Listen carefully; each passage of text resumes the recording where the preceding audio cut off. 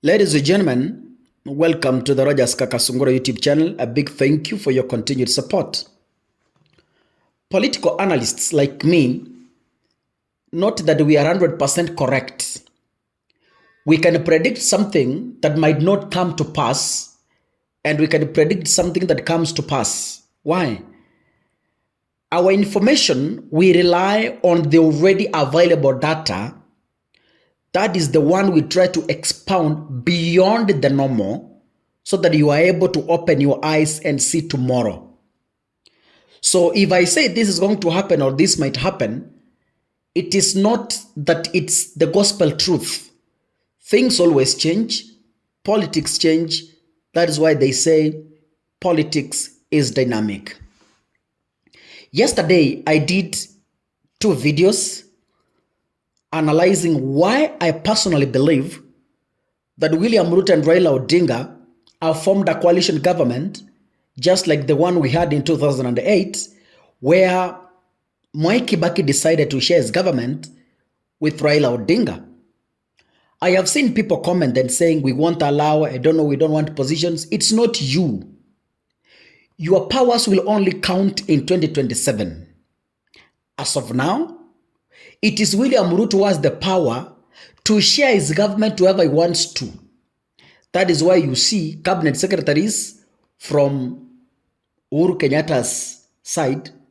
That is why you see cabinet secretaries from Raila Odinga's side. If we, the people, had the power, we could have stopped the appointment. But as of now, William Ruto has the powers to share his government to whoever he feels like. And there's nothing we can do about it. Our powers will only be felt at the ballot in 2027. What am I trying to say in this particular video? Raila Odinga and William Ruto, yesterday, to me, I believe they came to an agreement of sharing the Kenya Kwanza government, and Raila Odinga was awarded the prime minister position. That is why you saw protocol was breached. Kindiki starts, welcomes Raila, and refers to him as a prime minister, not former. Raila Odinga speaks, he invites William Ruto. William Ruto refers to Raila Odinga as a prime minister, not former. That tells you that something has been agreed upon.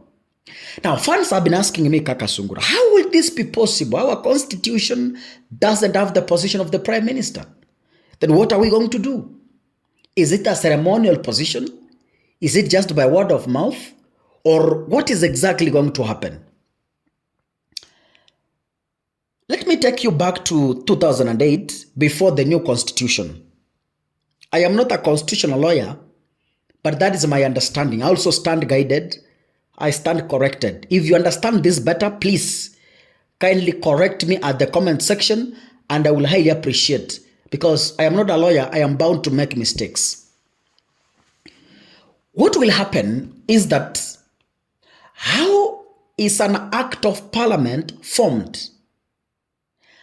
An act of parliament is what is going to establish the office of the prime minister and a deputy or 2 deputies, if we go the 2008 way of a broad-based government of accommodating even Musalia Mudavadi. Remember, as we speak, Musalia Mudavadi is a ceremonial prime minister. Ceremonial. Yani by word of mouth. The responsibilities he does are of the prime minister, the premier cabinet secretary, which is equals to a prime minister. A ceremonial, ile mdomo tu, that is not in the constitution. But Raila Odinga has come in. And what is going to happen? The National Assembly will come up with an act of parliament. And this act does not need a referendum. This act doesn't need your voting. They will only come up with it. And the act, someone can ask me, what is an act? An act can be simply explained as sub-laws in our constitution. Like now, we have a constitution. But mukitaka kufungua self-help group, you come up with an act that is going to guide your self-help group. For example, a church. We have the Constitution of Kenya that outlines the freedom of worship. But at church level, the church has its own constitution, an act that guides it. Now, the constitution is a larger law, and the act is a branch of the law. So, we are not going to change the whole constitution. The National Assembly will just draft an act, and this act will be passed by the National Assembly. Of course, Raila Odinga and William Ruto have the numbers in Parliament. It will be passed. The Senate will pass the act. They have the majority, both Ruto and Raila Odinga. After that, this act is the one that is going to outline the functions of the office of the Prime Cabinet Secretary, of the Prime Minister, and its term limits. From coming up with an act until it's assented into law by the president, it needs like 1 year. This means what? If the National Assembly kicks off coming up with that act, it will take us 1 year up to 2026 around March. And then the act will come up with the office of the Prime Minister with a 5-year term limit that will expire in 2032 March or thereabout May. When are we going to have the next election after 2027? It's 2032.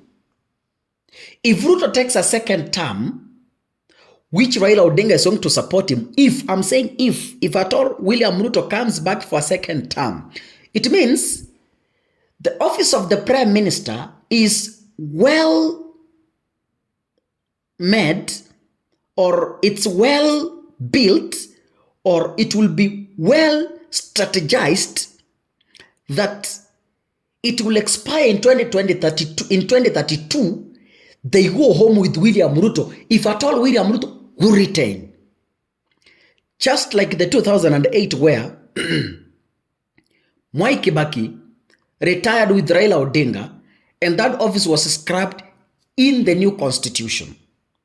So if they will make a temporal act that will serve for 5 years, then Raila Odinga will be crowned as the Prime Minister.